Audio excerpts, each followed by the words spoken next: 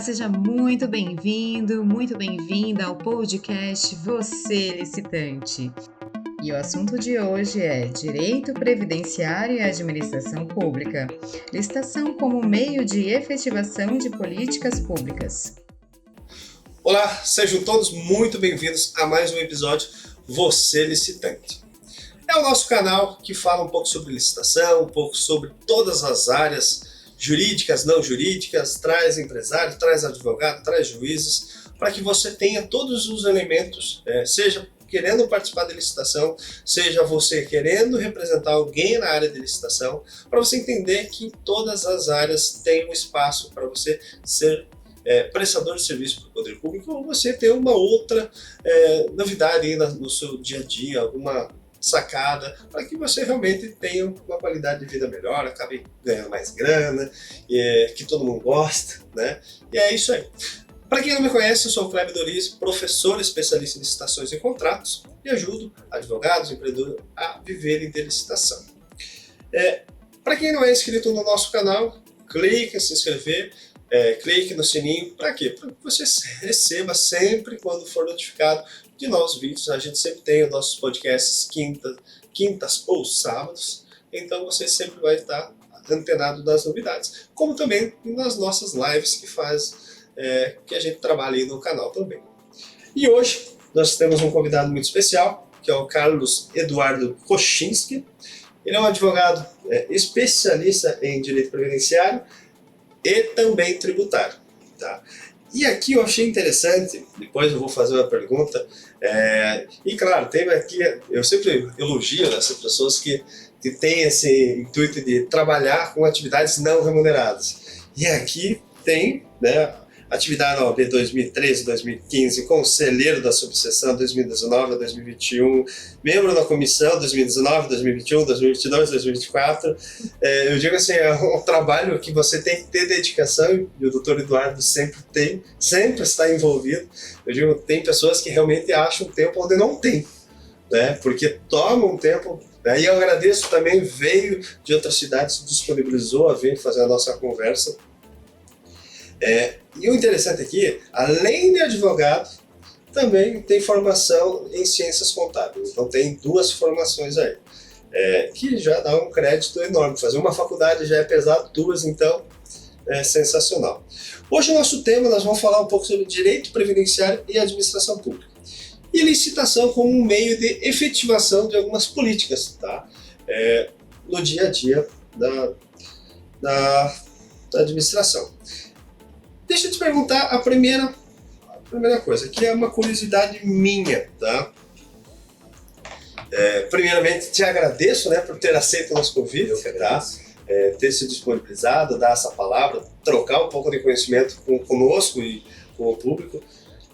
Foi concursado público também? Porque eu vi que tem na sua ficha que foi assessor do TJSC e também de juiz. E isso eu não conhecia. Não, na verdade, boa noite. Boa tarde a todos, satisfação estar aqui, obrigado pelo convite, né? Poder trocar umas ideias sobre direito, que é a nossa vida, né? A gente se dedica dia a dia para fazer valer, né, o direito dos nossos clientes.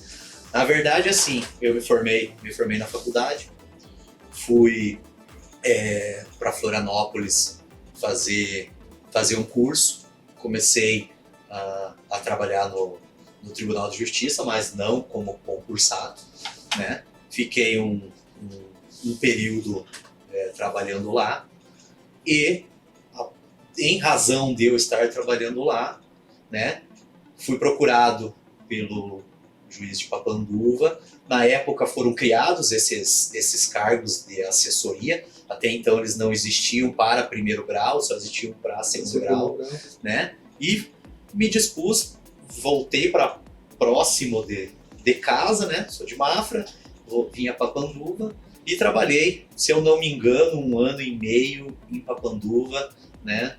No fórum, atuando como assessor do juiz Dr. Jefferson na época, né? Trabalhei o período ali, né? Que vai conhecendo os outros lados do direito, né?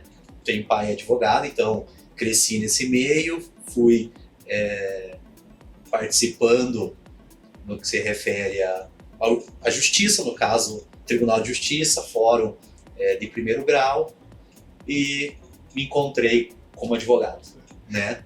Então, a partir de determinado momento, eu falei, não, o que eu quero mesmo fazer na minha vida é advogado. Você sabe que eu te pergunto isso porque é justamente por essa lógica, né? Porque quando a gente está trabalhando, eu vejo que quando eu saí, eu fui advogado, então eu peguei toda a área pública, então consegui entender um lado.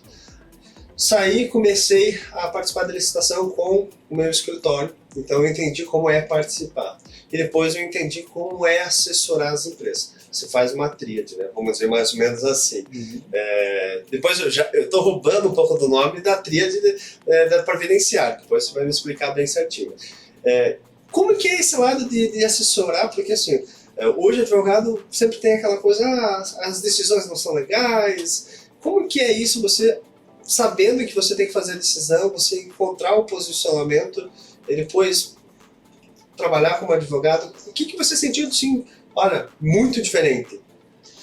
Olha, é diferente, né? Não tenha dúvida disso, né? O que acontece é decidir é muito mais difícil do que pedir, é muito mais difícil do que apontar, sabe? Porque é uma responsabilidade, né? Eu sempre brinco assim, e no meu trabalho de advogado, quando eu monto uma ação, eu estou pensando como outro lado. Se eu escrever isso, o que a outra parte vai dizer? Eu acho que eu trouxe isso desse trabalho, porque eu pegava um processo, seja no tribunal, pegava um processo para fazer uma análise, fazer uma minuta, você lê a petição do colega que entrou com o processo. Nossa, é isso mesmo. Aí você pega a petição do outro colega que... Não, quem tem razão é aquele, esse não tem razão, né? Eu acho que a maior dificuldade é a imparcialidade, né? Porque você pré-julgar as coisas, né? É muito difícil. Você lê a primeira versão, você acha tudo verdadeiro, você lê a segunda versão, opa, aquela não está certa e essa é a verdadeira. E fazer esse equilíbrio, né? E aplicar a justiça em cima daquilo ali. Não fazer uma conclusão precipitada acerca do conteúdo, naquele sentido assim de eu já decidi na minha cabeça e agora vou buscar algo que justifique o que eu quero, sabe? Eu acho que esse é o grande problema da justiça quando assim feita, né? Eu entendo a dificuldade, mas assim, o magistrado, no meu ponto de vista, claro, ele deveria não ter pensamento nenhum, trazer tudo para o mesmo balaio e ali dentro do que foi construído, né, foi demonstrado, foi traduzido, chegar à melhor conclusão possível de acordo com a regra do CPC e as provas materiais, né? Eu fico pensando para um juiz, porque isso, você falou realmente da imparcialidade, mas você veja como é complicado para um juiz que, por mais que ele fale, eu estou sendo imparcial, você ter esse pensamento que as outras partes não estão te achando que não está sendo parcial. Eu faço essa conexão com essas operações que vão ocorrendo de licitação, né? Quando você coloca várias empresas que, né, se fizeram conluio, participaram da licitação, venceram, e elas fizeram algo de errado, depois tem alguns gestores que acabam se envolvendo, mas como você contamina os outros gestores, porque você veja só, quando a empresa participou de uma outra cidade, você automaticamente leva a cabeça, não, ela participou lá na outra cidade, você já está, parece que até dizendo que lá tem alguma coisa de errado. E como que você impede de participar uma empresa? Eu sempre fico pensando, tá, e qual que é o problema dela participar? Agora, porque teve prefeitos que caíram, fizeram alguma coisa errada, empresas que fizeram algo errado, eu vou me sujar por isso? Você vê como é difícil, né? Por isso que hoje também tem que tomar muito cuidado, e acho que o Poder Judiciário, depois dessas operações Lava Jato, meio que deu uma acalmada também de não se manifestar tanto, né? Tenho percebido que tanto o Ministério Público, juízes também têm, quanto menos, melhor. Tanto é que quando eu vou fazer um convite também para esses profissionais, nunca, jamais pensado em falar qualquer situação de casos, né? Tem que ser sempre mais didático, quase uma figura de professor, né? Porque nosso canal é esse. E a gente, claro, vai falar de casos específicos também, porque hoje tem uma série de fatores. Mas é interessante que eu queria te perguntar justamente para entender essa lógica. E uma outra situação. Enquanto assessor, hoje eu sei que você trabalha muito na questão de previdenciário e nichou. Enquanto assessor, você percebeu que valia a pena nichar e pelo menos você ter sei lá, um juiz que olha a tua peça diferente, tem mais técnica? Porque às vezes é ruim você pegar uma peça que é de alguém que não tem tanta técnica naquele assunto. Você sabe que assim, ó, uma das coisas que me levou a buscar o direito previdenciário foi a aproximação, a criação da Vara Federal em Mafra, né? A gente tinha uma distância quanto à Justiça Federal, né? Como aqui em Taiópolis tudo era protocolado na vara comum, né? Só que o que acontece? A vara comum ela não é especializada, né? Então, assim, não é por nada, mas a federal ela é como justiça nichada, né? Então ela tem profissionais lá que só fazem isso. Então a qualidade ela é superior, não tem sim, jeito, sim. Né? Sem contar que a repetição de assuntos ela gera um aperfeiçoamento, gera uma celeridade, né? Então, com a criação da Vara Federal, ele abriu uma aproximação, algo mais célere, mais específico, com mais qualidade. Aí, ok, fui buscar aperfeiçoamento nessa área, né? Fiz minha pós-graduação e comecei a trabalhar. Num primeiro momento, trabalhando única e exclusivamente com benefícios previdenciários. Só que daí você trabalha nessa área, o nosso escritório tinha e tem uma visão empresarial, então a gente começa a verificar que o direito previdenciário ele se mistura com o direito tributário e ele se mistura com o direito trabalhista, né? Porque você tem contribuições previdenciárias que hoje são de responsabilidade da Receita Federal e você tem a relação do empregado com o patrão quanto às contribuições e isso geram relações trabalhistas, né? O que eu precisei saber fazer conta, né? A gente não aprende na faculdade nada relativo a matemática financeira, contabilidade. Busquei fazer contabilidade. Não exerço, né, contabilidade, sou bacharel, não tenho inscrição no CRC, mas assim, isso me permitiu uma discussão num nível maior com os contadores, né? Trocar ideia, entender melhor o funcionamento, né?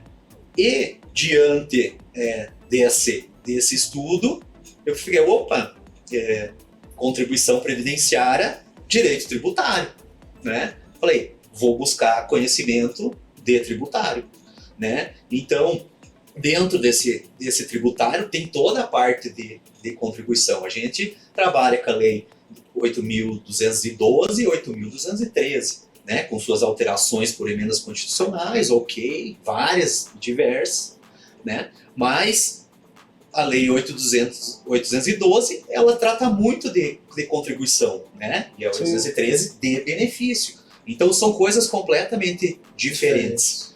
O trabalho com o direito previdenciário benefício, para que você tenha um retorno, um sucesso financeiro, como construção de escritório, de trabalho que te permita trabalhar só com isso, exige um volume de trabalho, né? A parte de contribuição previdenciária, a parte do tributário, do previdenciário, ela já não exige volume, ela exige qualidade para que você apresente oportunidades e ajustes para os empresários para que eles não errem e consigam, né, economizar ou não gastar o que não precisa. Isso é bem que interessante, né?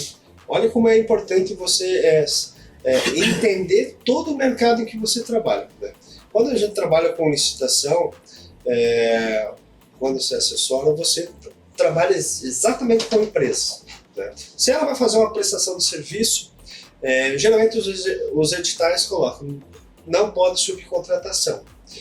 E aí a gente já entra numa outra esfera, né? Se subcontratou, a empresa que eventualmente quebrou, de quem vai ser a responsabilidade? A gente sabe que tem uma corrente que fala que o município vai ser solidário em algumas situações. Por isso você exige comprovação de trabalhista, comprovação de FGTS, para que você contrate pelo menos uma empresa que tenha a condição de executar o trabalho. E olha que interessante, por isso que eu digo, tudo em licitação está envolvido. Se você é especialista em previdenciário e acaba focando também no trabalhista, no tributário, você tem todo o aporte para assessorar grandes contratos em licitações, porque o teu cliente, uma empresa grande, precisa também de você para analisar aquela situação. E os municípios hoje têm, na verdade, vários municípios têm tomado a cabeça justamente por não fiscalizar essa situação. Então, fazem alguns contratos e as empresas às vezes não executam ou acabam tomando na cabeça, então precisa desses profissionais realmente para estar ali adiante. Você está no podcast Você é Licitante. Se ainda não é inscrito no nosso canal, não perca tempo. É adv.kleberodorize, tanto no YouTube quanto no Instagram. A gente na parte previdenciária de benefícios, né, é aquela situação, fazer o direito, o suporte para os clientes, o cidadão, do modo geral, né, ter uma tranquilidade na sua velhice, na sua doença, aquela coisa. Agora, do outro lado, na parte de contribuições, né, é um trabalho de prevenção, né, é assessoramento, né, para que as empresas venham a atuar de uma maneira que não gerem problemas, né? E assim, não é a empresa 1 ou 2. Você vai participar de uma licitação, você precisa apresentar diversos documentos, né, com diversas comprovações. Então, você necessita de um assessoramento. Se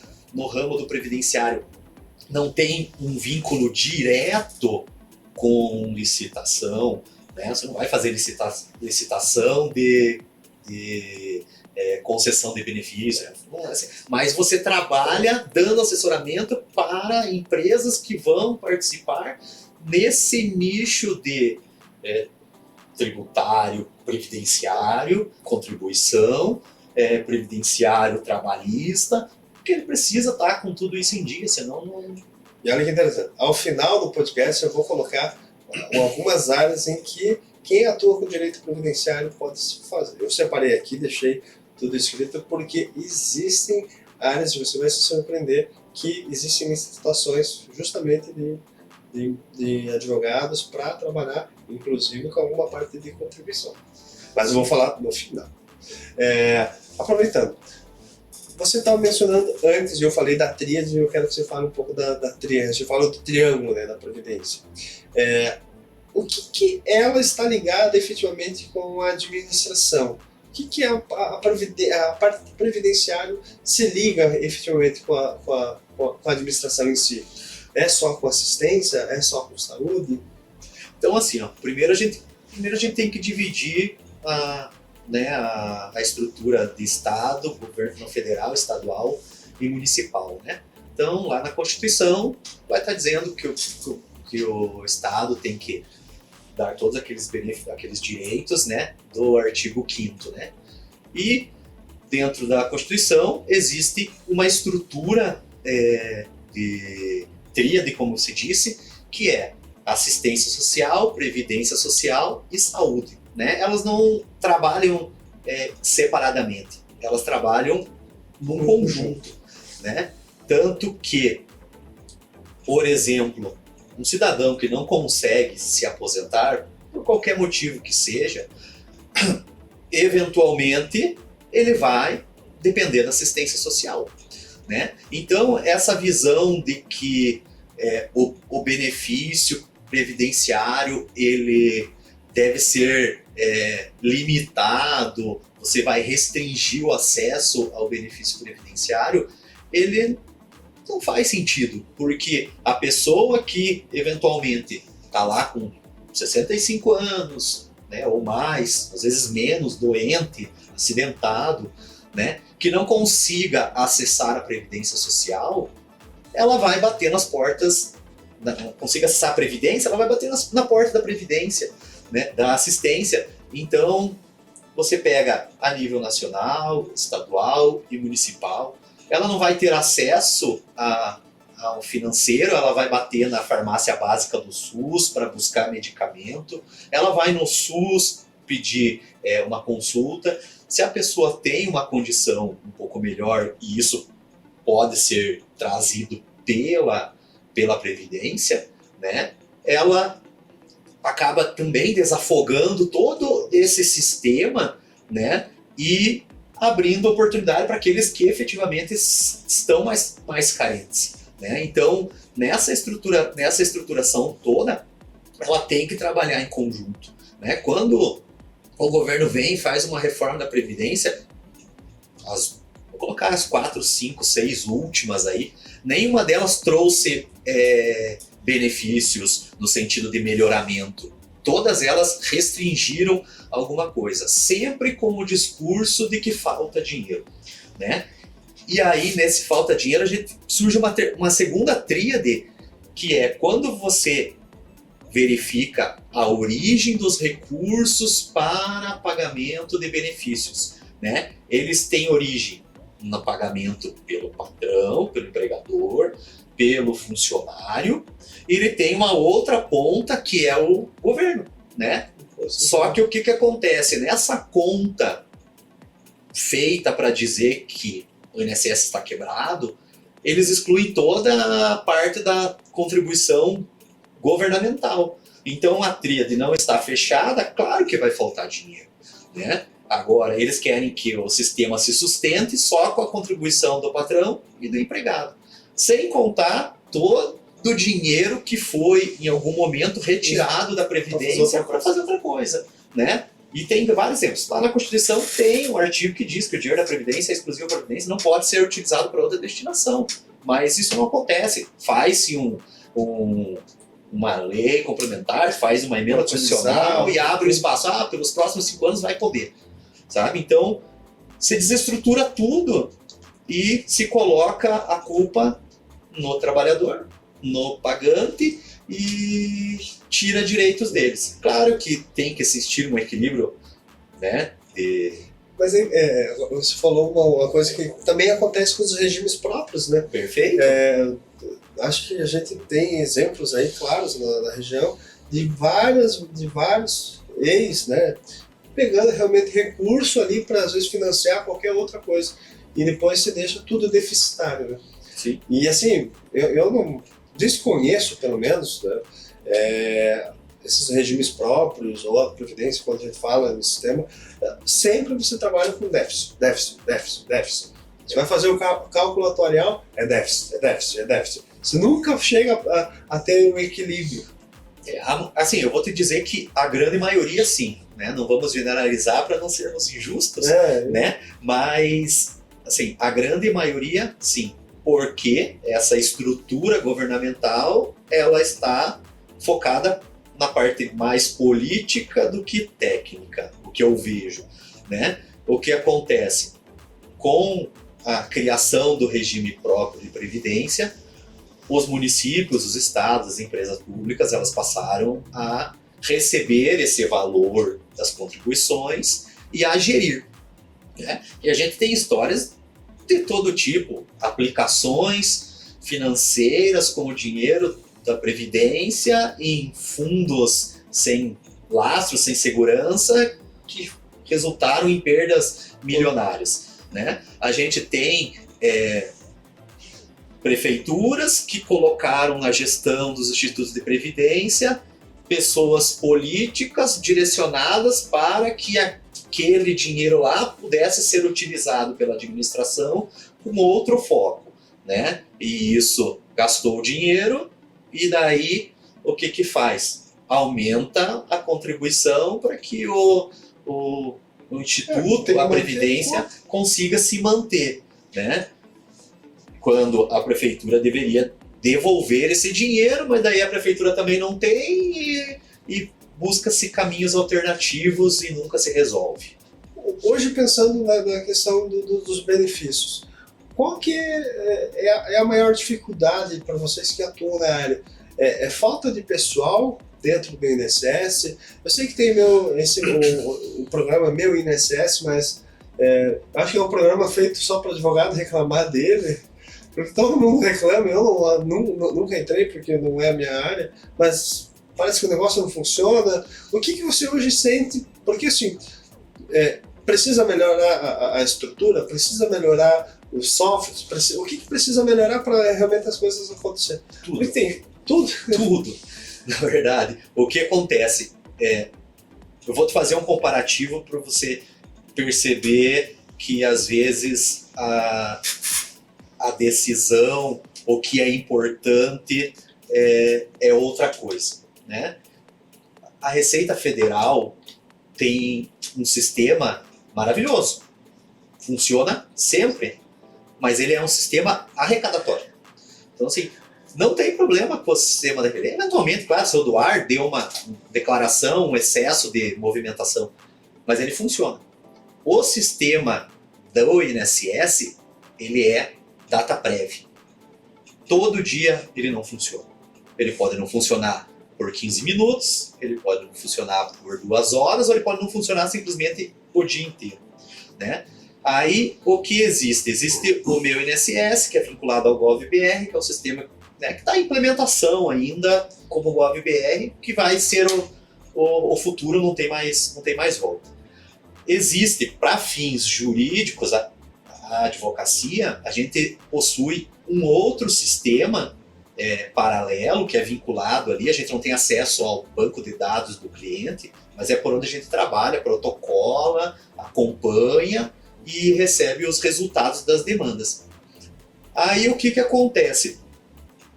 A falta de pessoal, ela é sistemática. Para tentar resolver isso, eles criaram uma fila única. Então, o que acontece? Os processos entram e eles são distribuídos para essa fila única. Então, eu faço um pedido de benefício em Mafra, ele vai ser analisado por algum servidor lá no Sergipe. Ok, não tem problema nenhum, né? A imparcialidade, novamente, ela deve imperar.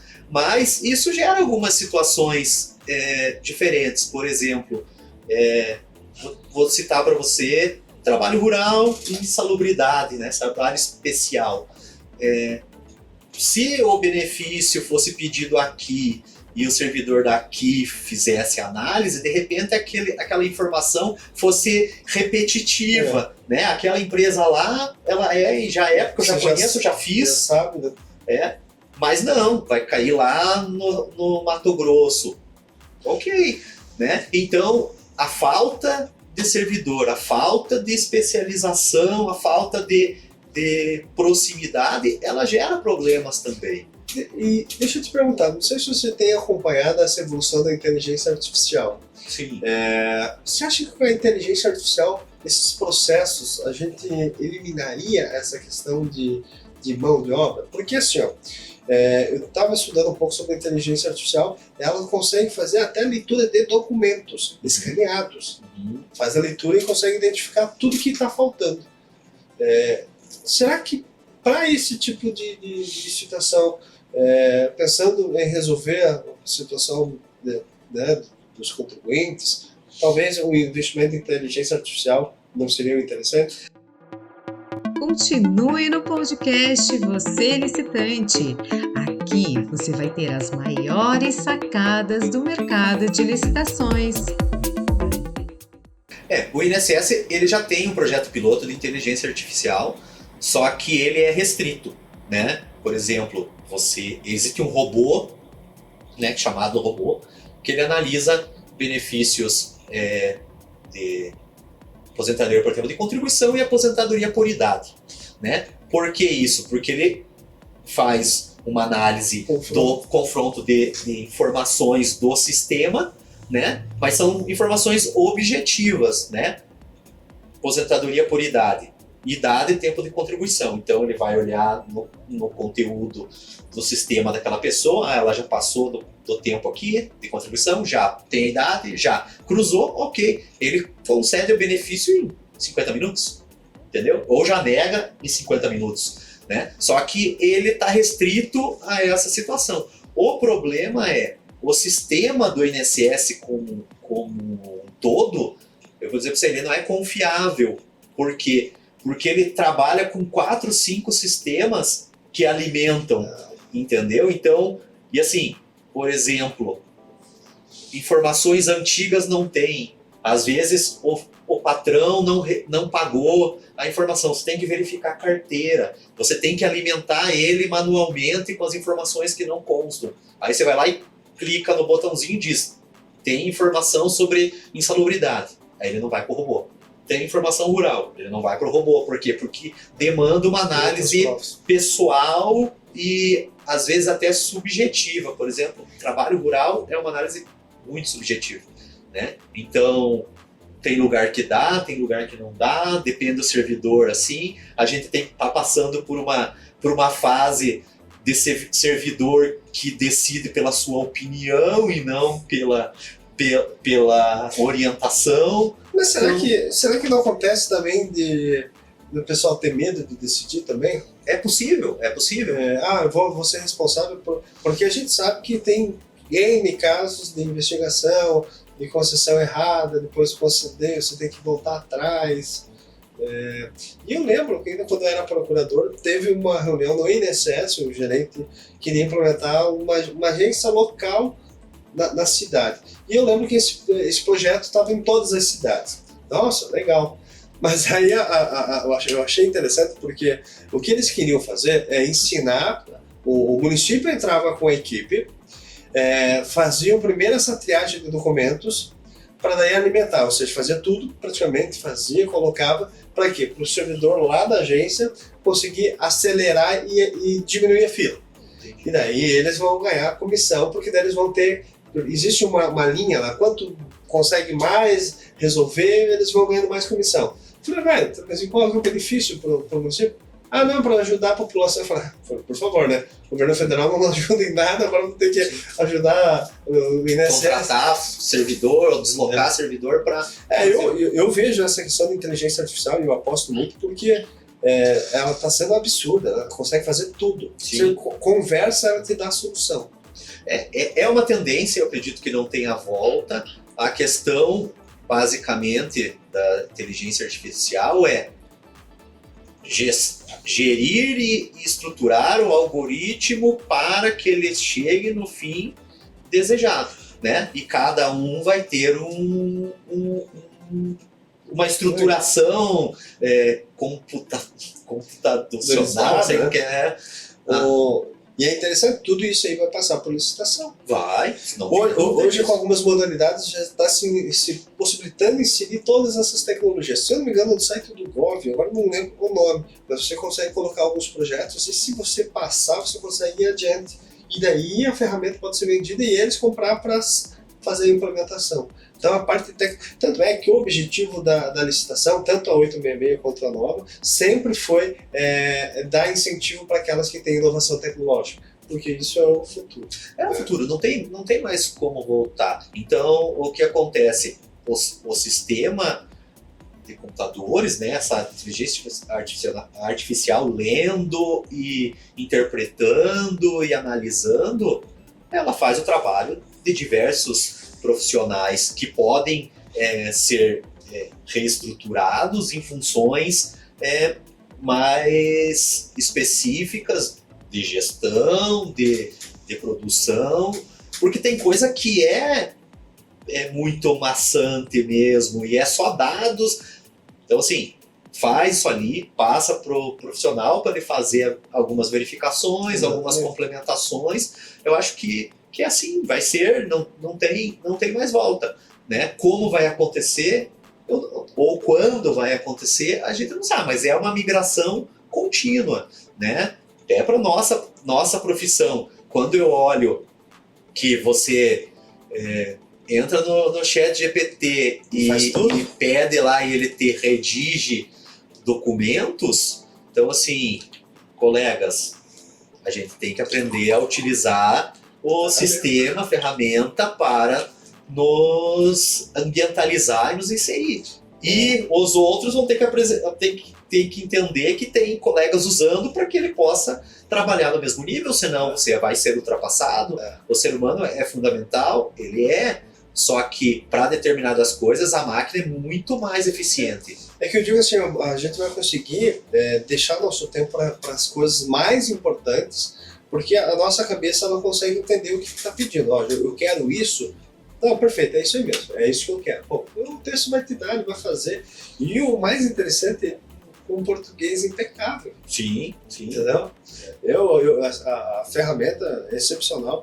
Eu sei que eu estava pesquisando outras análises de documentos, porque eu tenho outro trabalho específico e eu queria justamente fazer análise de documentos. E existem, só que era ainda mais voltado para grandes agências bancárias internacionais, mas existe. Nós estamos chegando ao final do nosso podcast, e como eu prometi, e aqui eu fiz um trabalho de pesquisa, por quê? Porque eu queria, além dos trabalhos usuais de licitação na área, que a gente já sabe, para contratação de advogado, para regime próprio, para a confecção de uma lei que vai atualizar o estatuto, o regime, porque tudo isso passa por licitação também, tem várias. Mas eu separei algumas aqui e fui olhando também, a gente tem um software de monitoramento e eu consegui meio que procurar de forma geral, tá? Algumas coisas que profissionais da tua área que poderiam atuar em licitação. Você veja só, contratação de serviço de assistência técnica em direito previdenciário é o que mais aparece, então essa assistência técnica também pode ser por advogados e tem várias licitações no segmento.